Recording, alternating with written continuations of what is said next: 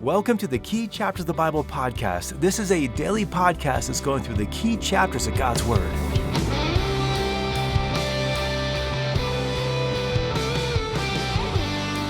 So far as we've been going through the book of 1 Samuel, we have seen how Saul basically was seeking to be a king for himself. He really didn't have much of an interest in actually serving the Lord and honoring Him. And today we're going to come to a passage where the Lord's glory is being completely assaulted by God's enemies, and yet Saul is too afraid to deal with the situation.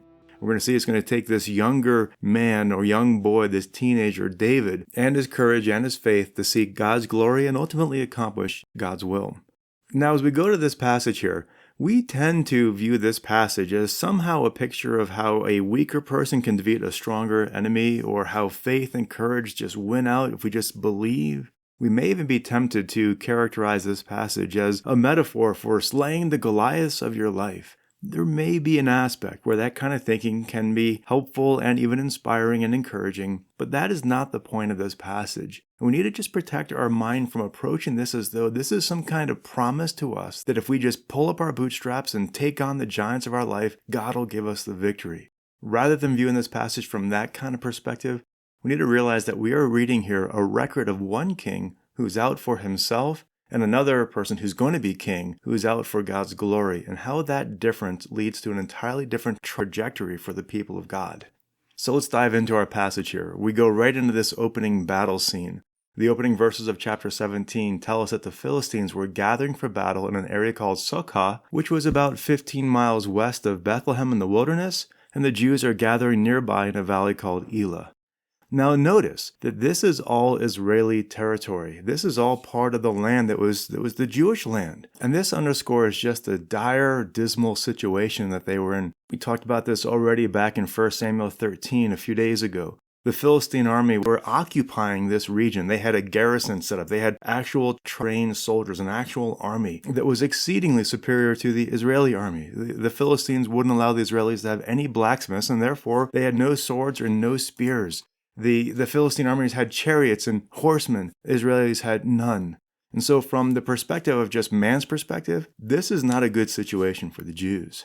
Going on to verse 16, it tells us that two armies were just opposed to each other for 40 days. They weren't doing any battle. They kind of each going to their hillsides and looking down on the situation where every morning a Philistine champion named Goliath would come down and just challenge the Israeli army that they would just bring somebody down and fight him. Whoever would win would be then the victorious army.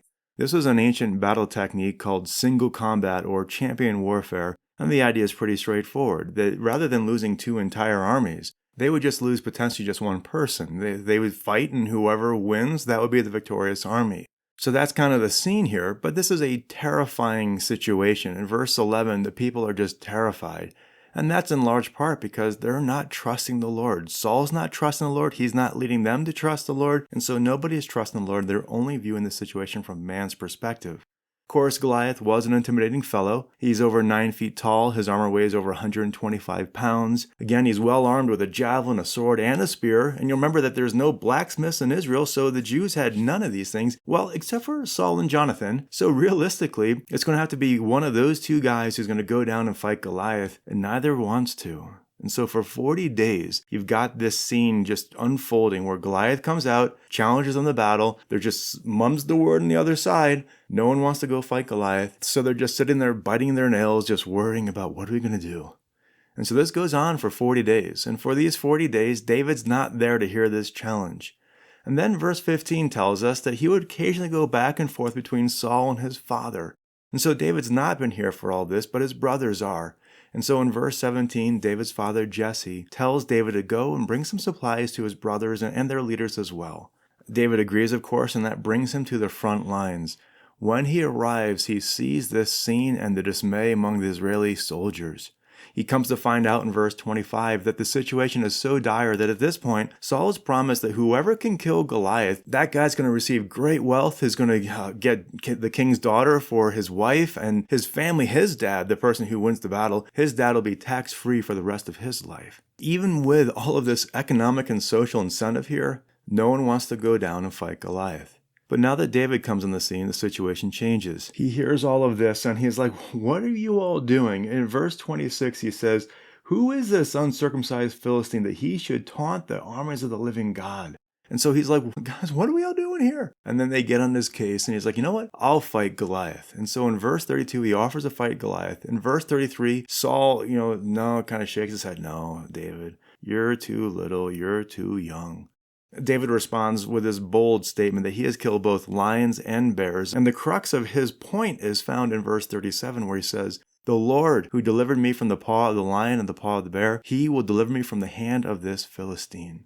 Well, no doubt Saul sees this and he's pretty impressed with David's pluckiness, and so he says, go and may the Lord be with you. He then tries to give David his armor and his sword, and David tries them on, but he's not used to them, so he takes them off. His trust is not in just the stuff like armors and swords or even the technology that the Philistines have. His trust and his confidence is in the Lord. And so with his full trust in the Lord, David goes down to Goliath to engage in this single combat warfare. Goliath sees David and mocks him with this saying, what are you sending me, kids? Goliath then taunts David by promising he's going to feed his flesh to the birds of the sky and the beasts of the field in verse 44. Now you'd think this would intimidate David, but he gives us fantastic response. If you got your Bibles, look at the response that he says to Goliath in verse 45. He says, you come to me with a sword and a spear and a javelin, but I come to you in the name of the Lord of hosts, the God of the armies of Israel, whom you have taunted. This day the Lord will deliver you into my hands. Literally, shut you into my hand, he says to Goliath. And I will strike you down and remove your head from you. And I will give the dead bodies of the armies of the Philistines this day to the birds of the sky and the wild beasts of the earth, that all the earth may know that there is a God in Israel. And all this assembly may know that the Lord does not deliver by sword or by spear, for the battle is the Lord's, and he will give you into our hands. I love that. It's just a fantastic statement of courage and trust in the Lord. But obviously Goliath isn't too happy of it, so he gets ready to fight David. David pulls out his sling and whips a rock at Goliath and bang, nails him right in the forehead. Goliath goes down and David runs on up and finishes him off, and then all the people of God sees what's happening. The people shout and just are going out to the battle themselves. The Philistines see what happened, and they know that God has already destroyed them in the past, so they run, and they literally run for the hills, and the people of God chase them all the way back to Gath and Ekron. And so that's basically the situation. Just like to make a couple observations from this passage. As we think about this passage, one thing we need to see is that David here is so different than Saul. David is seeking God's glory. He has this courage that nobody else has because he also has the motivation that no one else has. It's often said that in a battle, the most courageous man on a battlefield is the one whose conscience is moved to fight. And that's what you're seeing here in this situation. David believes it is righteous to fight in the name of the Lord, and so that's where his courage is coming from. Second, David's courage before Goliath was born out of a lifestyle of walking with God. Now you think about who David was. He's this young guy, but already he has a lifestyle of walking with God. He is in right fellowship with God. He is a person who worships God with his music. He's a person who we know is going to be writing many of the Psalms. Even in verse 37, when he's talking about the victory he had and the courage he had over the lions and the bears, he knows it's the Lord who gave him that courage. And so David has just this pattern of walking with God. So this isn't just something random. He's not just trying to become courageous all of a sudden. He just walks with God anyway. And so God is feeding his soul and he has courage in the Lord.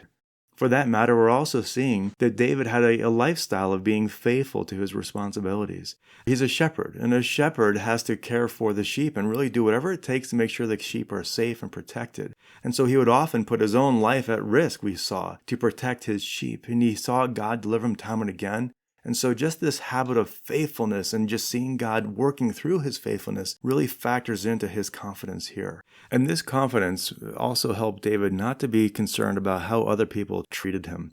So often we crumble in the face of any opposition or mockery from people. And you see this. Goliath is mocking David in this serious way. He's promising to kill David and feed him to the wild animals. Judging by the power of Goliath, this is not an idle threat. This is a serious threat. And yet David's confidence was in the Lord, and he's not withering with this assault against him. Even when he's scolded by his brothers, or even when Saul kind of just like, I don't really think you can do it, big guy. David's confidence is in the Lord, and therefore he doesn't collapse when people kind of challenge him. Finally, we see the purpose for even why David wants to fight. Verse 46, David's going to engage in this battle to show the reality of God to the world and to show God's people that they can trust in the Lord. David is seeking to do this for the Lord and for his glory and not for himself or his own kingdom. And that brings us back to where we started. Here we have Saul, who is the legitimate king, one of the only two sword bearers in this entire army. And he has proven time and again, he is out to serve himself. He is out to establish his own kingdom. He is glad to be king, but that's just so he can serve himself. David is proving in this event, and we're going to see many other times as well, he is out to serve the Lord and establish the Lord's kingdom. And so David is God's chosen king because David is about God's work, God's glory, God's kingdom. One more brief comment. At the end of this chapter, Saul inquires about whose son David is. Sometimes people look at that and say, well, that must be an error in the record, or see, even the Bible's not consistent. As though somehow Saul should know who David is because he's been Saul's armor bearer and court musician, and he's even written to Jesse. This isn't an error, though. You see, Saul is just making good on his promises, because remember, he was going to give his daughter to whoever was victorious, and was going to give that victor's father free tax status as well. And in that culture, the ancestry is a big deal. And so Saul is looking to what kind of family is David from. He's now going to have his lineage intermixed with David. So whose son, as in what is David's history? Whose son is he by Jesse, and whose ancestry is he through Jesse?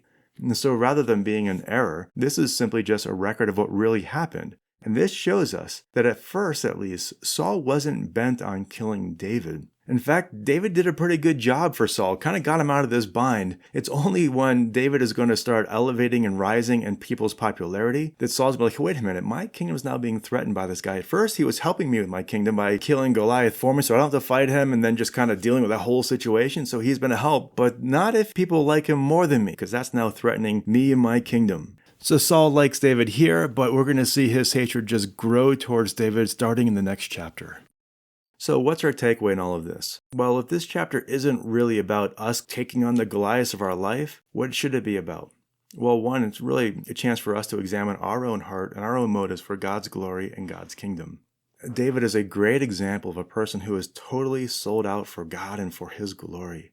And we're seeing how God established David's kingdom, because really when God established David's kingdom, he was establishing his work and his kingdom as well in this world.